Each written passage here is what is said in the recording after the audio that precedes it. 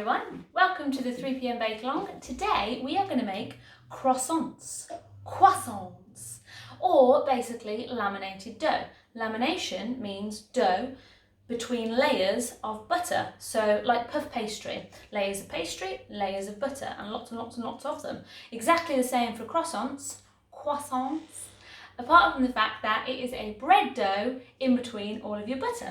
Look, it's nice and sunny, sun's shining, we're going to make some croissants, it's going to be great. So let's get going. The first thing we need to do is make a bread dough.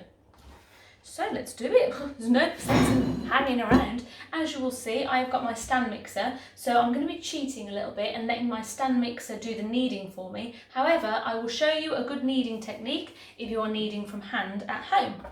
Right then, so what we need to do first is activate our yeast. The recipe calls for 14 grams of dried active yeast. Now that is a lot of yeast, much more than a normal bread recipe. Exciting times. What will it do? What will it do to our lovely recipe? So we also need 300 mils altogether of water. So we're going to activate our yeast with 100 of the 300 mils of water. We're not adding more water, we're just using a portion of what we need for the whole recipe. It's very important to get your liquid to dry ingredient ratio correct. So I'm measuring out, and in weight, mils is the same as grams when it comes to water. So you can just weigh out 100 grams of water. Now, I am using dried active yeast, which needs reactivating. If you're using easy bake yeast, you can add it in dry. You don't need to activate it. So you can skip this step. Right, so that's 100 grams of my lukewarm water measured out. I'm going to put in literally just a pinch of sugar, little pinch of sugar, and let that dissolve into the water. And then I'm going to weigh out my 14 grams of dried active yeast. I'm not used to using quite so much yeast, so I'm intrigued by how this is going to go. So 14 grams, that's approximately 2 sachets of your fast action yeast if you're using fast action yeast. So 2 sachets rather than the usual 1. 14 grams of yeast. I'm going to give that a stir. Give it a little mix up and then leave it to one side to activate while we measure out the rest of our ingredients. So yes, I was thinking it's a lovely sunny day. I don't have a live bake today, so I thought why not whip up some croissants. Now, apart from any other bread dough recipe, I mean most bread dough takes a long time. It needs to chill, it needs to rest, doesn't need to chill, it needs to rest, it needs to prove. This dough, however, takes longer. That's right. I mean, it's very rewarding at the end of it to say that you've been able to make your own fresh croissants, but it takes a lot of time. Your dough needs to chill for 2 hours before we do any lamination with our butter. And then in between each fold of our dough and our butter, you need to leave your dough resting for half an hour. So technically this is a recipe that you want to make the day before you need to bake. So I will be preparing my dough. I will be adding my butter, folding, showing you all about how to do that and how to fold our dough and laminate it. Then I will be leaving it to rest overnight and baking my croissants tomorrow morning. And I urge you to do the same. It's quite long-winded, but if you make this today on Saturday, because this will be posted on Saturday, so if you're making up your croissant dough on Saturday, leave it overnight, Sunday morning, you've got fresh homemade croissants for breakfast. Sounds amazing to me. So let's get doing it. We've got our yeast activating in 100 grams of our water and a little pinch of sugar. We need to measure out our strong bread flour. We need 500 grams of strong bread flour. So let's weigh that out. 500 grams, it's about half a bag of one of these bags of flour. Always seems like so much flour, and considering we're using twice as much yeast, I thought we would maybe need more flour, but no. 500 grams is about standard for any bread dough recipe. Measuring it out. Ooh, lovely. It's nice and warm in here, which means my dough will prove and rest quite well.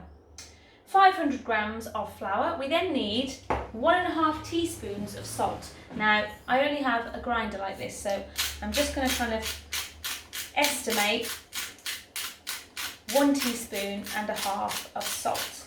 It's usually about 7 or 8 grams. There we go. Shake it all in. I'm going to give that a bit of a mix so that our salt incorporates with our flour. Now the other thing that we need to add to this that we do not normally add to a usual bread recipe is sugar, because it's going to be a sweet dough. So we need to add 50 grams of sugar. Now I'm using demerara sugar. You can actually use any sugar you like for this, but I go for a granulated or a demerara sugar or a caster sugar. I wouldn't go for one of the soft, darker sugars, as the flavour may be a bit too strong and they tend to be kind of a bit moist. And we don't want to add any more moisture to our dough. Look at that, perfect. 50 grams, well 49 grams, but that will do perfectly. And I'm going to mix that into my flour as well. Lovely jubbly, all combined. Now all that we need to do with this is add our liquids. We've got our yeast activating in a portion of our water. We've got our flour in here, our salt, our sugar.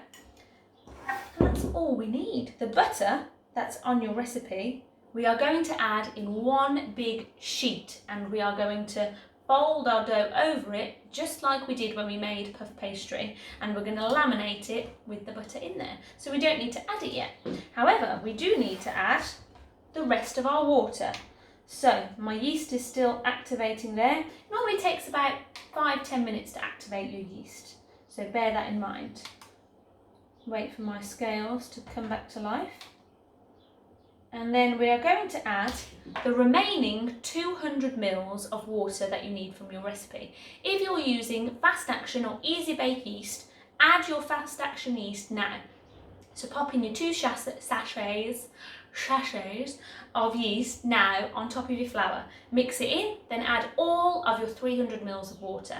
I've used 100 mils to activate my yeast, so I'm just going to measure out 200 into my flour now. So I've got 100 activating my yeast, 200 in here, so 300 all together. There we go. And I'm also going to pop my yeast in there as well. It's had a bit of time to froth up, and in that's going to go. Lovely. Now we're going to combine this all together, and I shall show you a little technique of how to knead your dough, and then I am going to pop it in my stand mixer, because I'm being lazy, and I'm going to let my stand mixer do all the hard work. It's a really nice sunny day, so I'm going to go out and I'm going to sunbathe, because it's one of those recipes that will take you all day, but it's nice because you can do other things around it. You can prepare your dough, then leave it to chill in the fridge. You can go and do some sunbathing, do some jars, go for a walk, go to the shop, then and you can come home, do a fold, put your butter in, then leave it to rest again, and you can do other things around making this dough. It does not need your full attention at all times, but it is quite long-winded, so it does take a lot of time. It's worth it though. When you see your croissants come out of the oven, it will all be worth it, so just bear that in mind. And also, there's lots of other things you can make. Once you've prepared your croissant dough, you can make pain au raisin, you can make pain au chocolat, you can make lots of other things with this dough, so it is well worth mastering this technique. I mean, yes, you can just go out and buy it, but where's the fun in that? The fun is in the baking, the fun is in this section. Right, so there is our dough. I've literally just mixed all of it together until it comes together in one dough. Now, we're not going to add any flour to our work surface. Just like with any other bread dough, we don't want to add any more flour or any more water. We want to stick to our recipe when it comes to dry ingredients and wet ingredients. So we're going to tip it out onto our surface, not putting any flour down. I'm just going to scrape the bowl, make sure that all the dough is off there. Don't want to waste any. Pop it onto the surface, and then we're going to knead it. Now, let's move the camera down so you can see exactly what I'm doing. Now, the best way to knead dough, and this is what I was taught when I first learned how, is to pick it up from the side, lay it down and fold it over. And it's a process of stretching and folding your dough that makes it come together. Now, bits are going to fly off at the moment. It's not quite kind of come together into one dough yet. That's absolutely fine. Just keep kind of stretching, pick it up from the side, slap it down, stretch it and fold it. And that's what we're doing.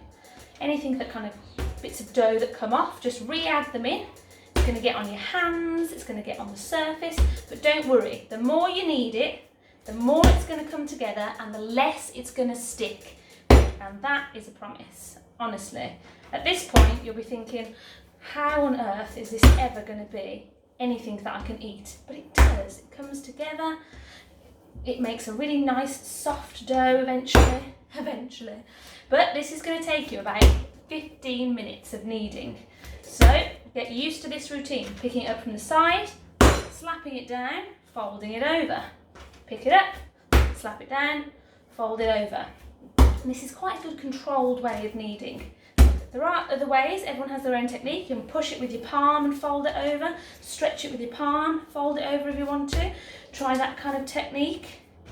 I just always found, especially at the early stages of kneading, this kind of picking up and slapping technique quite useful, and it works quite well. See already, look, it's unsticking from the surface, it's unsticking from my hands, and all that dough is getting back into one big lump, and that's exactly what you want. Now look at your clock. What time is it? Because you're going to need to carry on doing this for 15 minutes, and I'm not exaggerating, might even take longer. I, however, am going to cheat, and I've got my dough hook prepared on my stand mixer, and I'm going to pop mine in there, and I'm going to let that do the work for me for 5 minutes. Put it onto number 4, and I'm actually going to set an alarm for 5 minutes, because that's all it needs. In a stand mixer, it just needs 5 minutes. It likes to just lie around the edge, and I get in trouble for putting my hands in. So try and push it down. I'm going to wrap the dough. I'm going to literally wrap the dough around the hook, like so. And then when I get it going again, that's better. And that's going to do the work for me. So I've got my alarm set for 5 minutes, and I'm just going to leave it to do its thing for 5 minutes, and that is it. Now I'm going to get the flour off my hands, or the dough off my hands, and how I'm going to do that is get a little bit of flour out of the bag and rub it between my hands. This is the best way to get dough, sticky dough, off your fingers.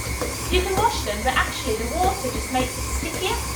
Whereas if you give them a good rub with some flour first, you're going to get the majority of the dough off your hands without having to keep washing them. There we go. And then I shall wash my hands. So first step, bit of flour, rub all the dough off. Then we can wash them to get the rest off.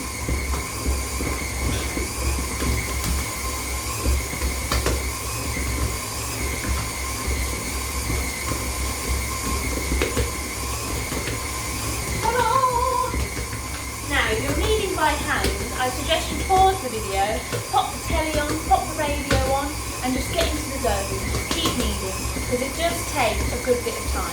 If you happen to have a stand mixer, then do the same as me.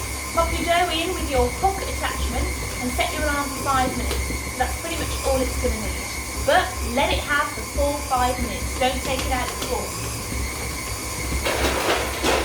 Get my trusty scraper and get rid of all this dough from on the counter. My stand mixer's not jumping around as much as it was when we made tomato bread. Remember that? Exactly. Scrape all that dough into the bin and tidy up a little bit. This is what's great. If you like to bake dough, you like to bake cakes, get yourself a stand mixer, because it saves so much time. I can do other jobs now. I can start tidying up. I can prepare my butter if I want to, ready to laminate. Do loads. Pop this flour away, don't need that anymore.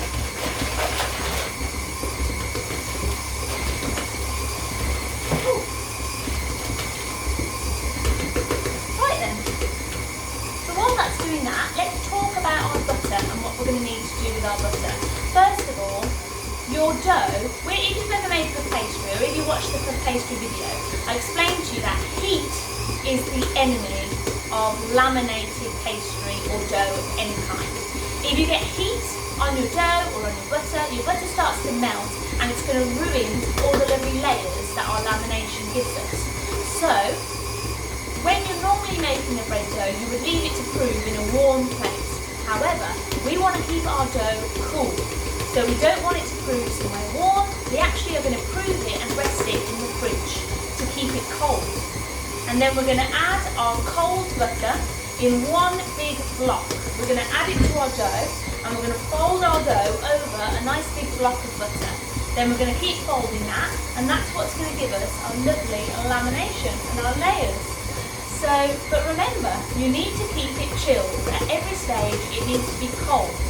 So, after every turn of butter, you're going to put it in the fridge. Jim is making rude gestures at me. I'm going to show them. He's ran away now. He's ran away. It's what normally happens. The daily life. So, Jim making rude gestures in the hallway. So yeah, that's what we're going to need to do. So, let's prepare our bowl. And make yourself some room in the fridge as well. So go into the fridge, clear yourself out a little spot so that your bowl can go into your fridge to chill. You don't want to wrap the dough all together because we need to give it a bit of room to grow. So what I'm going to do is I'm just going to put a tiny bit of oil in the bottom of my bowl to stop it from sticking. I'm just using a bit of sunflower oil, a little bit of oil in the bottom of my bowl. Spread that all around, and that's just going to stop the dough from sticking as it rests. And that's our alarm. Okay, turn off the stand mixer. Ooh, the dough looks lovely and smooth. Now, if you're kneading by hand, you're going to have to keep going. You've only had 5 minutes so far, so you've got 10 minutes left. Just think of the muscles that you're growing. Now, I'm going to turn this out. This is normally when the bowl gets stuck. There we go. Turn this out to show you what it looks like. And I've got a lovely dough scraper to do that with. Dough scraper also comes in very handy. Okay, so tip my dough onto my countertop. It's quite sticky, but that's good. A nice moist dough makes a really light croissant or bread. Okay. So as you can see, the surface of my dough, oh my gosh, it's lovely. Lovely and smooth, but still very stretchy, very elastic. It looks lovely, look at that. Look at that smooth surface to my dough. How wonderful that is. Thank you, stand mixer, you've done a great job. Right, now, when you think your dough is ready, after you've kneaded it for 15 minutes, this is how you're going to check if it's actually ready to rest. You're going to pinch part of the dough, and you're going to allow the weight of the rest of it to stretch it. And this is called the windowpane test. So once it's stretched, mine's sticking. Remove yourself from the countertop dough. That's it. A bit more of a kneading.